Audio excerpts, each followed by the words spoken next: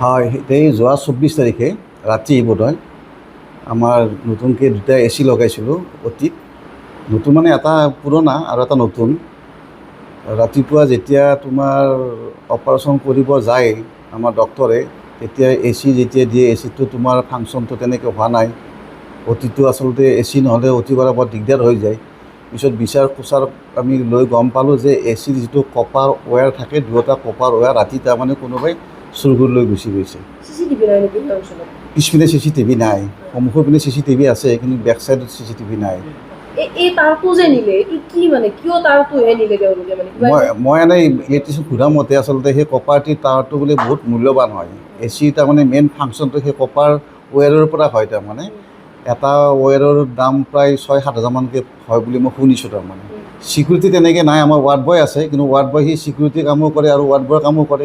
এটা ward boy থাকে, গোটেই কেম্পাছটোত তেনেকৈ চিকিউৰিটি দিয়া তাৰ কাৰণে সম্ভৱ নহয়। এতিয়া অপাৰেশ্যন কৰাৰ ক্ষেত্ৰত কেনেধৰণৰ অসুবিধাৰ সন্মুখীন হৈছে আপোনালোকে? এতিয়া অপাৰেশ্যন মানে কি হয়, অপাৰেশ্যন আমিতো এনেই খিৰিকী চিৰিকি খুলিতো আমি অপাৰেশ্যন কৰিব নোৱাৰোঁ। অপাৰেশ্যন কৰিলে সদায় দৰ্জা খিৰিকী বন্ধ কৰি কৰিব লাগে। দৰ্জা খিৰিকী যদি বন্ধ কৰি কৰা যায়, আমাক AC লাগিবই।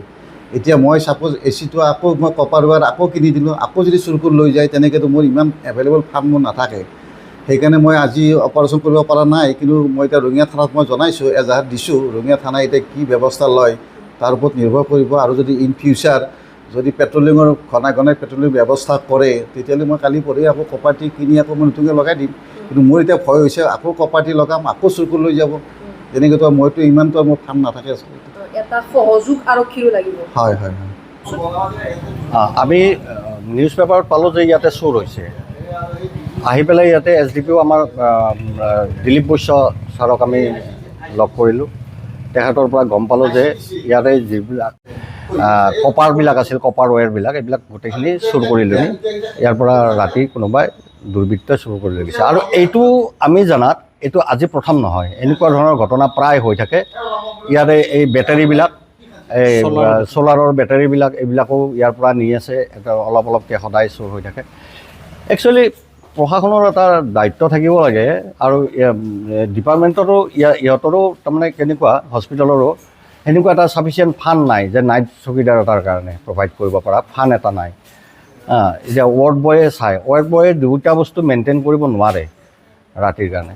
গতিকে প্ৰশাসন মানে ধৰক পুলিচ প্ৰশাসনৰ পৰা যদি round up duty, patrolling round up duty সেইখিনি কৰি দিলেও কমচে কম মানে মানুহখিনি এতিয়া আজি 3 দিন ধৰি পেলাই ইয়াতে অপাৰেশ্যন কৰিব পৰা নাই। এনেকুৱা ধৰণৰ মানুহৰ আৰু ইয়াত আহে কোনখিনি মানুহ, গোটেই একদম মানে খুব নিম্ন মানুহখিনি ইয়াতে আহে হস্পিটেল। হয়, নমস্কাৰ। আমি নাগৰিক মঞ্চই মোৰ ফোনতো আৰু আমাৰ কেইবাজনৰ কৰ্মকৰ্তাৰ ফোন গ'ল আমাৰ এই চিভিল হস্পিটেলৰ পেচেণ্টৰ পৰা। আৰু আমি ইন দি মিন টাইম পেপাৰতো খবৰ পালোঁ যে আমাৰ অসামৰিক চিকিৎসালয়ৰ পৰা ACৰ যিবিলাক কষ্টলি কপাৰ পাইপ, কপাৰ ৱেৰ যিবিলাক থাকে, সেইবিলাক যোৱা নিশা কাটি লৈ গৈছে, পৰহি নিশা। গতিকে এই খবৰটো পাই পেলাই আমি আহিলোঁ। আমি hospital superintendent doctor Dilip Baishya তেখেতক লগ কৰিলোঁ। তেখেতৰ পৰাও আমি গোটেইখিনি বিষয় জানি ল'লোঁ। আৰু তেখেতে FIR কপি এটাও আমাক দেখুৱালে। আৰু দ্বিতীয়তে কথা হ'ল, যিটো আমাৰ AC এতিয়া মানে বিকল হৈ গ'ল, সেই ACটোৰ কাৰণে ইয়াতে কিছুমান মাইনৰ অপাৰেশ্যন হয় জেনেৰেলি ইয়াতে, সেই অপাৰেশ্যনবিলাকো এতিয়া বন্ধ হৈ যাব। জেনেৰেলি ধৰক শিশু জন্ম পালে তেওঁলোকক ICUত ৰাখিব লগা হয়। সেই ACবিলাক যেতিয়া বন্ধ হৈ থাকিব, তেতিয়া এটা ডাঙৰ প্ৰব্লেম হ'ব। গতিকে ACটো লগাই দিয়াটোৱে প্ৰথম কাম নহয়। প্ৰথম কাম হ'ল নতুনকৈ ACৰ সংস্থাপন কৰাৰ উপৰিও ইয়াতে এটা চিকিউৰিটিৰ ব্যৱস্থা হ'ব লাগে, যিটো আমাৰ পুলিচ প্ৰশাসনে হওক বা মহকুমা প্ৰশাসনে হওক বা জিলা প্ৰশাসনে হওক লগ লাগি পেলাই এটা প্ৰশাসন মানে চিকিউৰিটিৰ ব্যৱস্থা কৰিব লাগে।